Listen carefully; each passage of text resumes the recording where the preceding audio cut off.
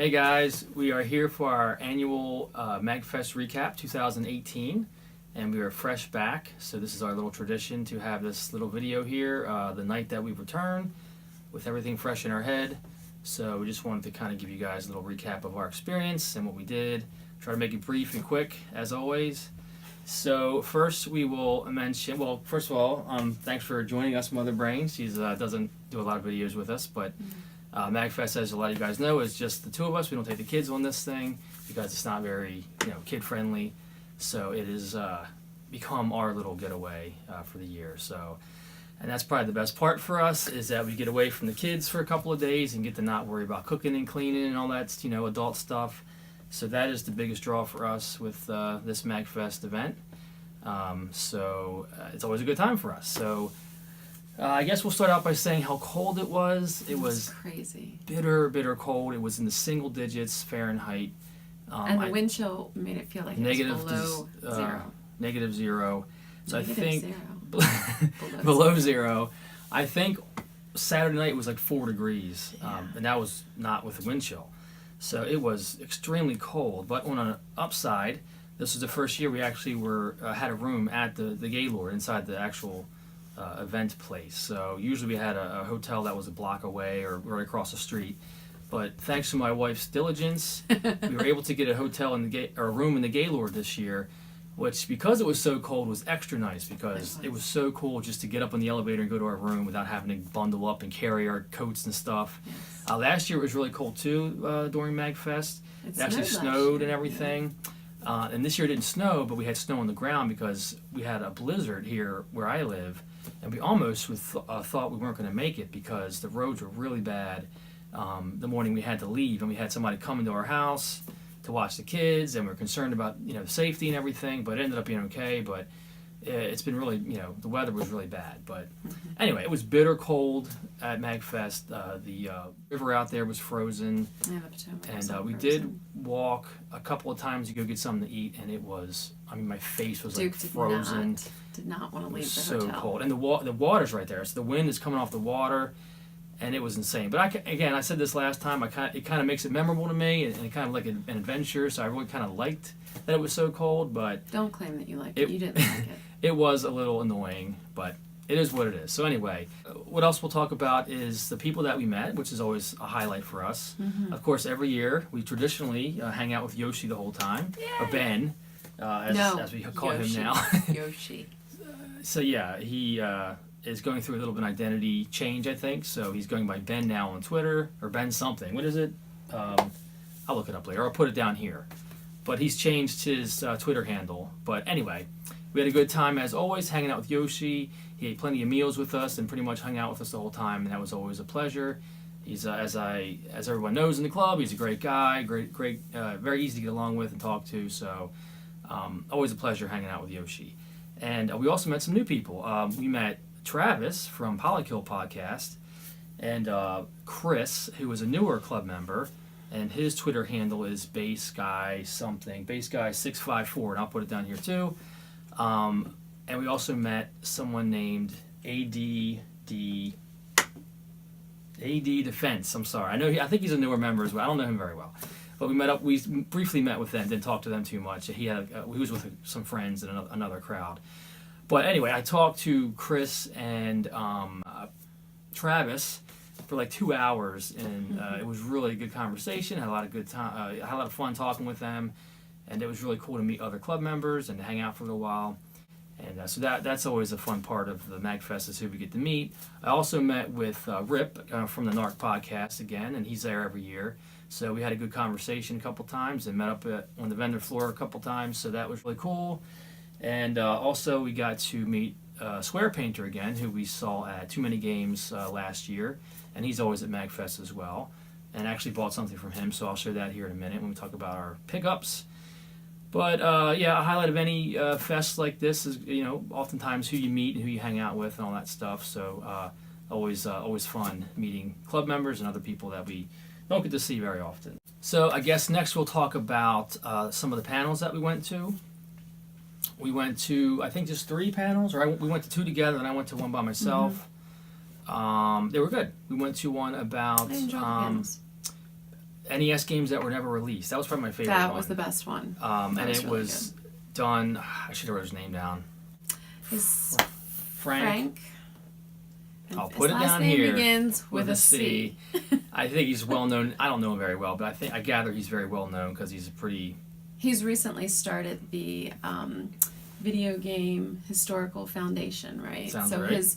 his passion is to preserve video game history so that future generations will kind of see where it came from. He talked about how he was watching AMC and found that there were a lot of movies that just don't exist anymore. Movies prior to a certain time period that don't exist anymore, and that kind of was sad to him, and so he started thinking about video games, and so that's kind of been his passion. But that panel was really good because he has found so many neat titles that were maybe made but not released, or maybe not even made, just that the ideas were out there. A lot of them even had advertising for them, but then they never made the game, like New Kids on the Block, the video game. I mean, that one, there was no record of any kind of actual development, but there was a couple ads that he found for it. Also, the Hellraiser one was Hellraiser was one. Like that. The most significant one to me, off the top of my head, was SimCity for NES. Yeah, that Most was people actually know made. that from the PC and the Super Nintendo, but actually had a full version. He was showing videos of the games that, that one especially, that have been fully developed and actually you can play. So I think that you can somehow get that on the internet. Maybe I'm not really sure how you would obtain SimCity for NES. Well, you wouldn't get it for the NES, but I guess through emulation you could play it. But he was showing video of him playing it, and I can't think of any other games because they weren't known games; they were kind of obscure. How about that Ape one? Yeah, some of them looked really good. And yeah, that Ape one was crazy. I guess, and a lot of them were from Capcom and big developers, and I guess primarily he was saying that they would develop these games and just kind of pick the ones that were the best and then put them out there. So oftentimes there were games that were fully developed or partially developed and just never saw the light of day. So yeah, the Ape game was kind of interesting, and there was a Freddy Krueger game where you played Freddy killing like kids, and I guess that was literally in the advertisement paragraph. The only way to survive is to kill the children or something. It was so obviously maybe higher up at the end of development said, "Are you guys kidding me? You can't do that." So that's probably why that one never made it to development. Although the Friday the 13th game is Jason killing kids, I think. I've never played that game, the LGN game.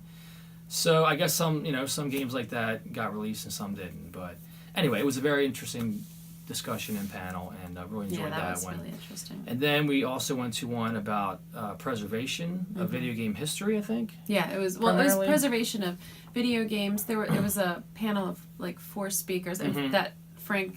He was also there, same guy, yeah. But then there were 3 other people. Talk about how they are preserving video games and why they think it's important to preserve video games and what they want to see in preservation and those kind of things. And they talked about, and I never thought about it, but just the enormity of not like just NES games or Sega games, but even just little independent made games that are apps on phones now, or that are just available through the internet, just all games, and how to sort of preserve that and make that available as part of video game history. How to share the experience of like online gaming. Right, I thought that was very interesting. They kind of branched off into some, trying to somehow preserve or, I guess, document social experiences, like when you have when you play on World of Warcraft or something like that, when it first came out, and that whole, I guess, social kind of experience you have, you really can't recreate that in the future. And they were just talking about how to successfully or adequately preserve an experience like that. Obviously, you can only go so far with it. But I thought of personally, like when Xbox Live came out, initially it was a really neat experience to, for the first time, put a headset on and play Halo 2 with people. You could see the map on the Xbox. You could see you were playing with people from all over the world, and you could talk to them. And it was a whole brand new experience for me. And being part of that for the first time was really neat.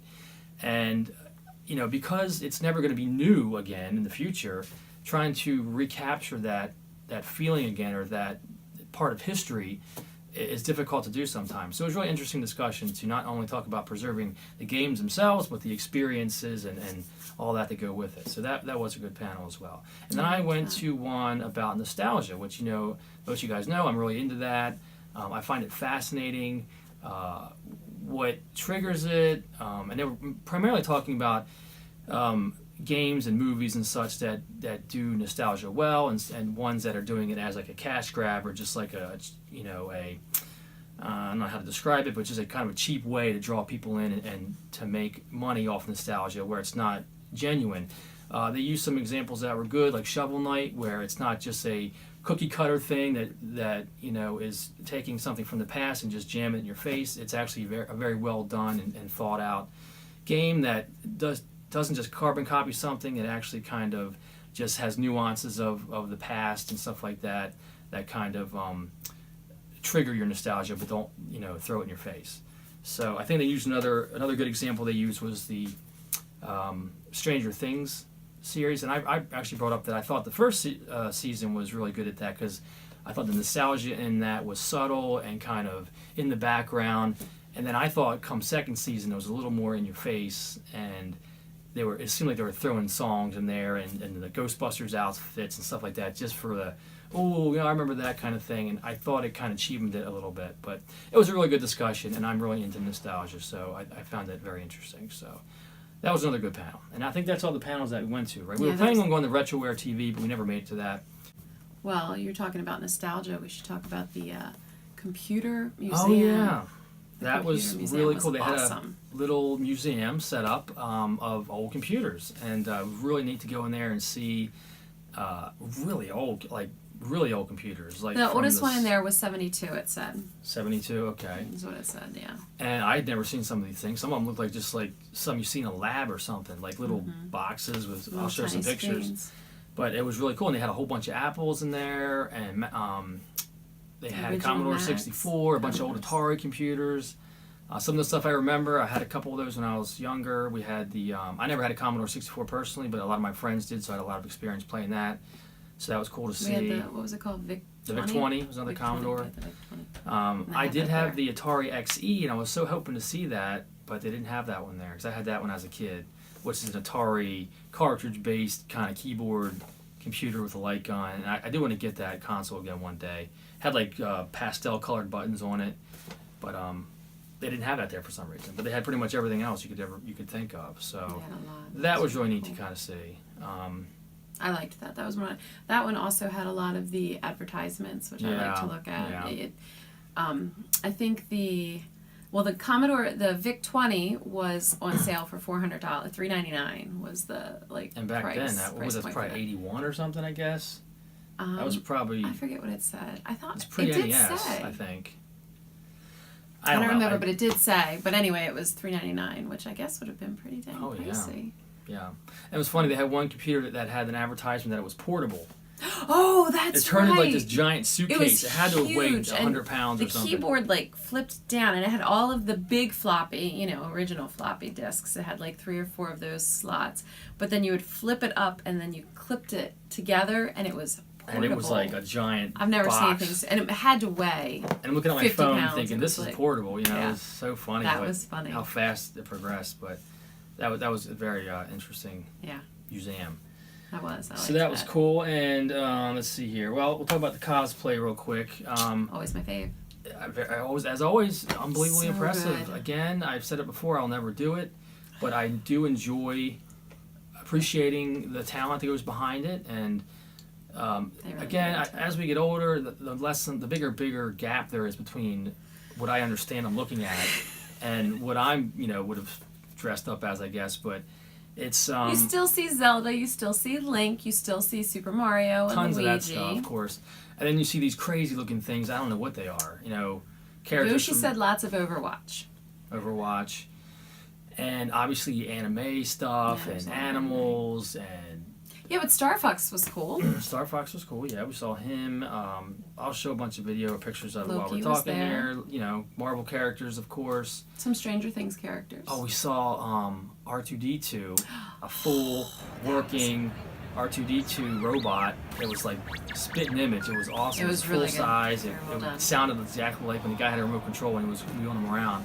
So that was cool to see. And we saw some stormtroopers and stuff that looked very authentic. So the cosplay is always fun to see. I do enjoy seeing that. And I can't think of anything else particularly, but we saw plenty of it. Trust me. It was. It seemed like a lot this year. Like There was tons. of I mean, cosplay. every other person was in a costume.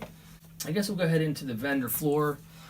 As always, this is one of the biggest complaints I think about MAGFest is the vendor floor is a little disappointing if you're there for video games, and I agree. Although I came out pretty well, I bought like, I don't know, 12 or 13 games. And You did good. Yeah, I can't. I never complain. I always end up with a nice haul from MAGFest at a good price. But I certainly imagine if you're a hardcore collector, you're not going to find anything there for the most part that you're going to find interesting or something that you need. There's only like four video I think game there were only vendors. 4 this year. So there's not a whole lot to look through. That's a lot less than I mean, last year. Yeah, I think last year at least had 5. Well, I think it was a lot more. I felt like it was more. It is a little frustrating. I'd love the whole thing to be nothing but video games. But That's why you, you look at the age of the crowd, and these young teenagers aren't going to be into buying retro video games. And for some reason, this has morphed into a very young, I guess, younger crowd kind of thing. So most of the people there are like in their teens and early 20s. It seemed to me. Yeah. You didn't see too many people there our age. I guess a few. But that crowd, I guess, is more into like anime and other things. So certainly video games to some degree, but not the retro stuff that I'm looking for. So they did have plenty of boxes of NES games and stuff like that I had fun looking through, and I bought a couple. And I did find a case of Atari, which I'll show some of my pickups here in a minute. But yeah, the vendor floor is always a little disappointing. You have table after table after table of art and not junk, but just stuff that I wouldn't buy, little trinkets and stuff. And there's a couple vendors of video games. So I wish it would be the other way around. I wish it was mostly video games and just a couple tables. Not so many knit hats. Not so many knit hats. And just a couple tables of knit hats and T-shirts and stuff like that. But again, I came out pretty good, I think. In fact, I'll go ahead and show my stuff real quick. Tara only got one thing because she's always, show them what you got. I got my shirt. She buys a T-shirt every year from the same It's guy. the same guy. I love him. So show me I guess back. I gotta show the back. Yeah, it's You from think we can see the quote back? from Rogue One. So she got her one shirt that she gets every year, and that's all you got, right? That's it. Yeah, That's so all I she want is a don't shirt. know. So I Just want a shirt. got first off another square painter painting I like that. to add to my collection. I have another one here that I got last year from Too Many Too Games. many games, yeah. So I'm gonna put this one right next to it. Start my little collection here. But yeah, of course, Simon Belmont from the original Castlevania. Very cool. So he's always cool. Again, I mentioned before, we saw him at Too Many Games, and nice guy, does awesome stuff. So highly recommend you go check out Square Painter if you get a chance. He does videos too, like speed. What do you call that? Time lapsed, where he does the paintings and he shows how he does them, and then he goes and sells them. But good stuff. So then I got, as you guys know, I'm on a Tenjin kick. So I did pick up some Tenjin to help cure my Tenjinitis here, and all boxed too, which they just happened to be in boxes. It's all the only ones they had. So, and again, good prices. Got Pac-Man, didn't have that yet. Afterburner, Sega, and NES, and then RBI 3. So now I've got all 3 RBI baseball games. So that was cool. Picked up Narc because it was a couple dollars, and I don't have it yet. Tiger Heli from Acclaim, I think. Yep, Acclaim. Good game. And this is the best one I got, I think. Guardian Legends are a really good game, so I didn't have this yet. And I meant to say, I also did a lot of trades. I took a bunch of Sega stuff with me that I got from my aunt that was just a bunch of junk games, and I had 2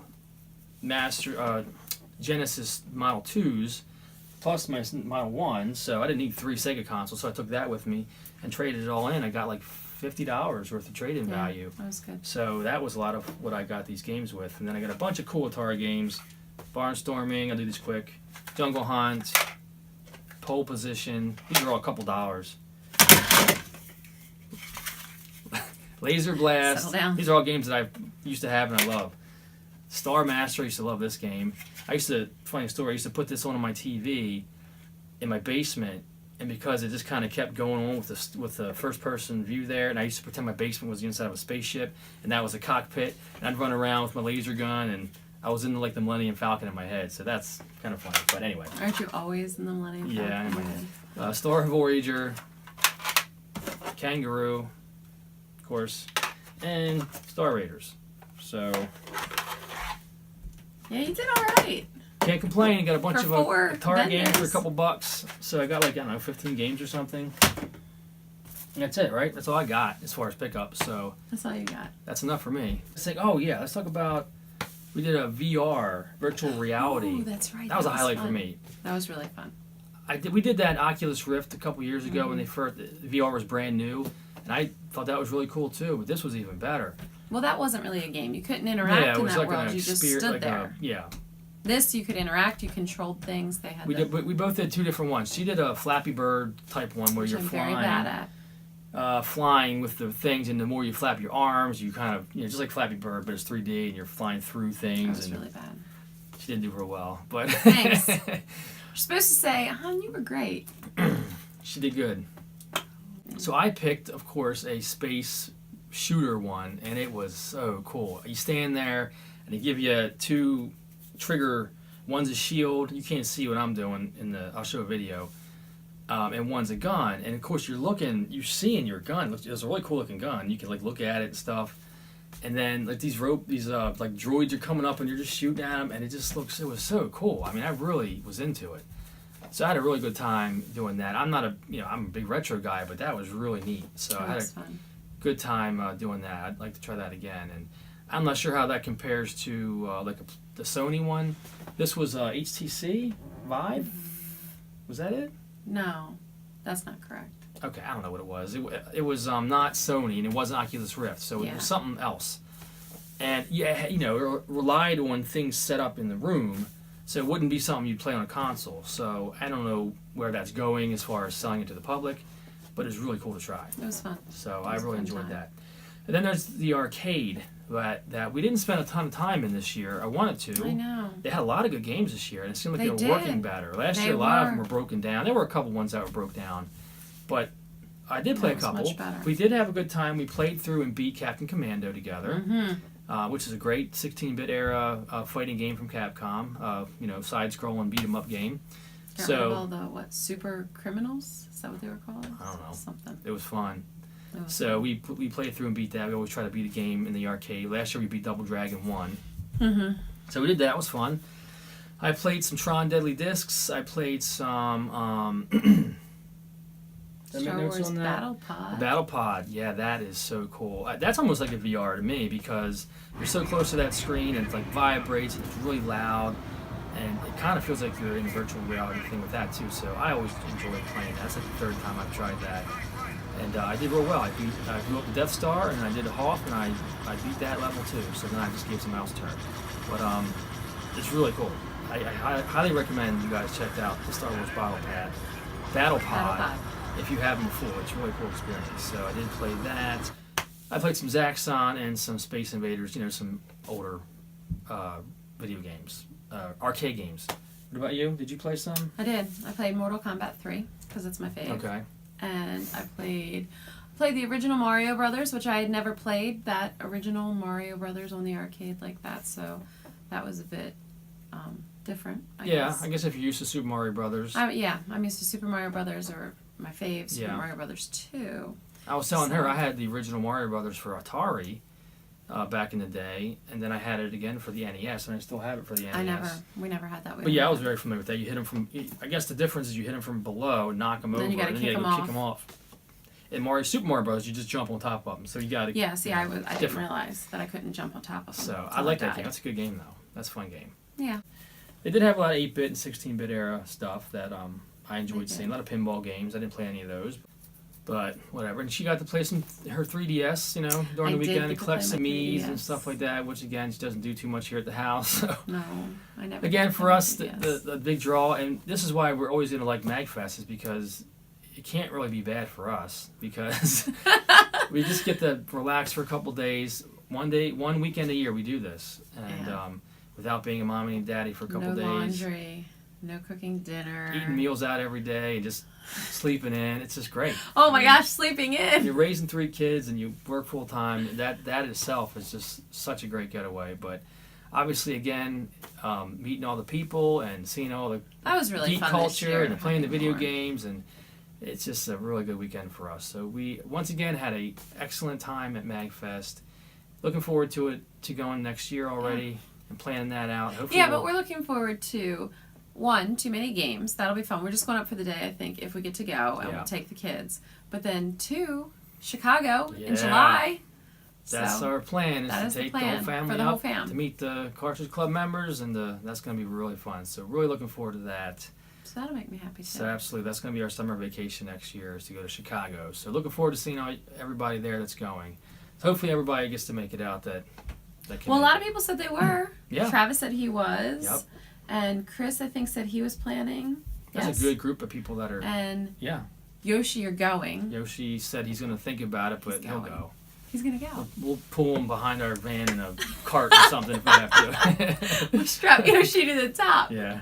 Because we don't have like room in our van with all the kids and stuff, so we'll find a way to get Yoshi there. But Yeah, Yoshi's got to go. that's going to be very exciting. So Mm-hmm. I guess that's about it, right? We covered everything, I think. I think so. Yep. So it was great. It was It great. was awesome. Always so a good time. as always, and I appreciate you guys watching. And I guess our next video, we were still going to try to get in a Star Wars. The Last Jedi. We usually do that after every Star Wars film, is do a little review of it. But now it's been out for Well, so that long. was, we went to see it the day before Christmas Eve. So, Yeah.